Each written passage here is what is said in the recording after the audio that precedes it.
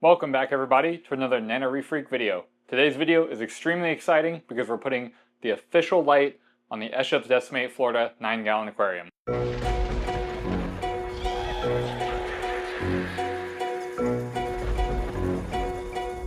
Let's get right into this light with our K-bar. Use responsibly.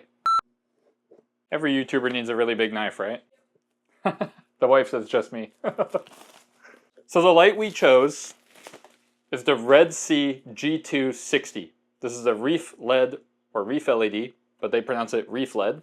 First, let's cover what's on the box. There are some optional accessories for this light, including a universal mounting arm, a clip-on visor, and also a hanging kit. The light will look like this. It also shows you the spectrum over here, so if you're curious on what that Reef LED spectrum looks like this here. So you can see they've got a pretty good spectrum, a pretty full spectrum, honestly, compared to ATI Blue Plus. At least that's what I am comparing it to. And then they have a nice little app.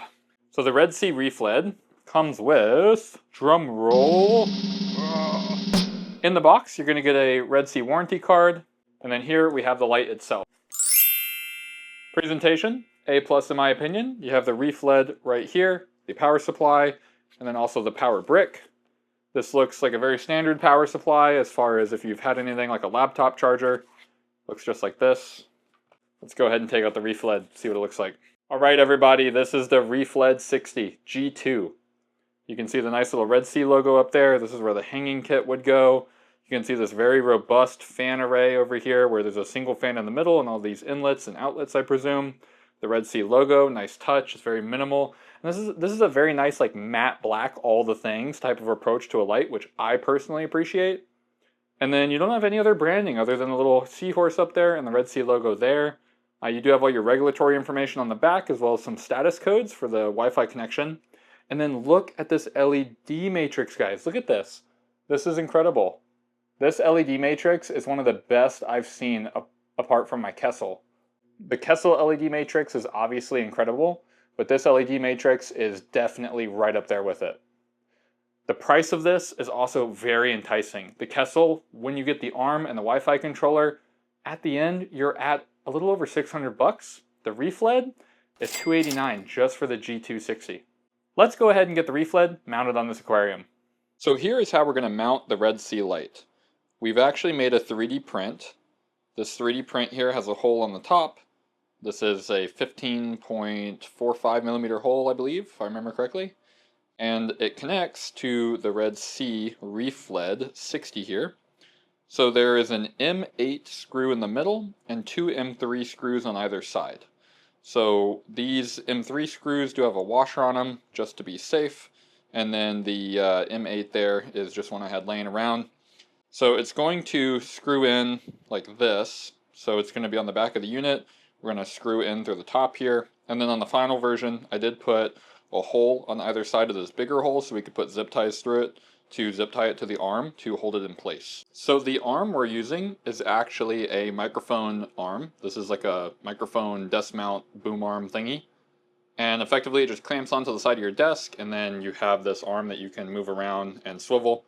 And the weight on this is pretty good. It's probably going to hold like 2 pounds, I'm thinking. And I'm thinking the Reef LED is probably just a little bit less than that. So hopefully this holds tight, but that's why we're going to do the zip ties through this part. So even if our screw mount fails, the zip ties still hold the light, you know, above the aquarium here, so it doesn't smash into the aquarium or damage the light.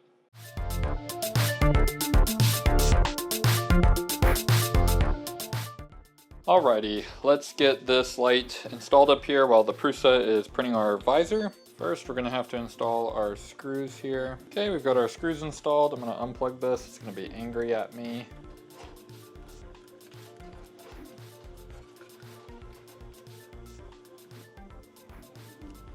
We'll just do a couple zip ties on the wires. Now we've got the Red Sea Reef LED G260 mounted above the Decimate. We can go ahead and turn this bad boy on.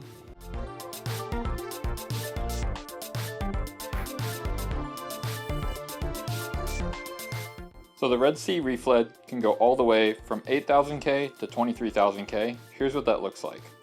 We're going to turn the intensity to 100%. This is 8,000K.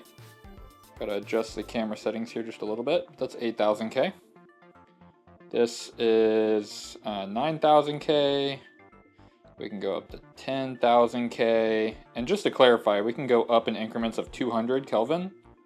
So there's 11,000, 12,000, 13,000. Those all kind of look the same. 14,000, 15,000. We're starting to see some of that orange glow on the deskmate, which is nice.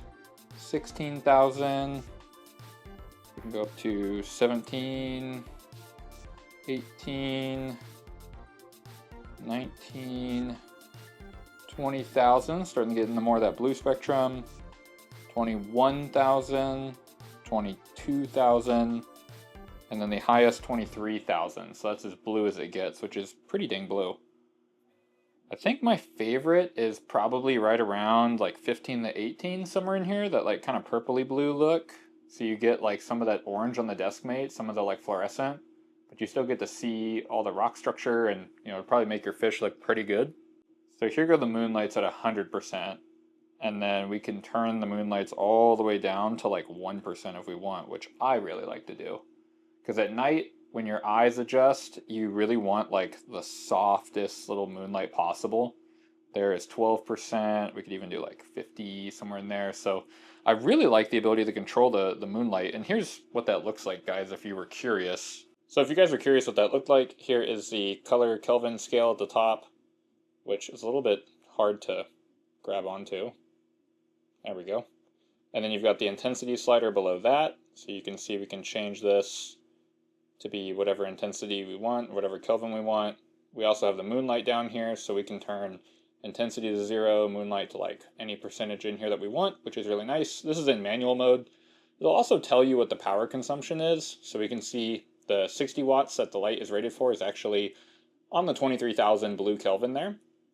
And if we change that to like 14,500, we still get 60 watts, but as we go to the pure whites, we start to lose some of that wattage. So doing just white is only 18 watts. So how I've got the light configured right now is it will start at around 15,500 Kelvin, and it'll start at 30%, and then it'll go up to 35% all the way up to 23,000 Kelvin, so it gets into that blue spectrum. Since this is only a 9-gallon tank, we're going to sit around that 30 to 40% mark probably. This light's also about 10 inches off of the water line here.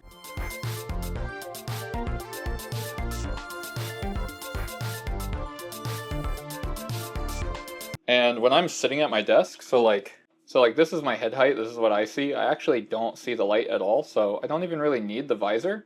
Like look over here at my monitor and then look at the Red Sea light. There's no like spillage of light into my eyes. If I were to like lay back and enjoy the tank, you know, yeah, you can see that LED light, so then the clip-on visor really would be beneficial.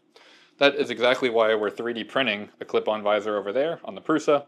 So we're going to clip that on and put that bad boy on there. Now I'm clipping on the visor onto the light here. The only problem with this visor is there's a slight gap in between the visor and the light, and it was a really tight fit, and the TPU sagged just a little bit to create that gap. I think if I were to design it again, I could design it even better. I am working on a version 2 right now that hopefully will work out. But for now, this looks great, and it does accomplish the job of covering the light when you're sitting in front of it and you're kind of at a lower angle. It will keep that light out of your eyes, and it looks awesome. I was able to eliminate that sag by using some double-sided tape. So literally what you would use to wrap your Christmas presents. I put that on the visor, snapped it on there, and it was just sticky enough to fit in there and keep it together. It's the same orange as the other accessories like the feed cover, the return nozzle on the back, that is a random flow generator, and the RODI tubing holder on the back as well. So if you haven't seen my previous videos on those items, please go check those out, guys. Really helps the channel a lot. A lot of good information in there. For now, I will catch you guys on the next one. Please don't forget to like, comment, and subscribe on your way out. Love responding to all the comments, and I'll see you all on the next one.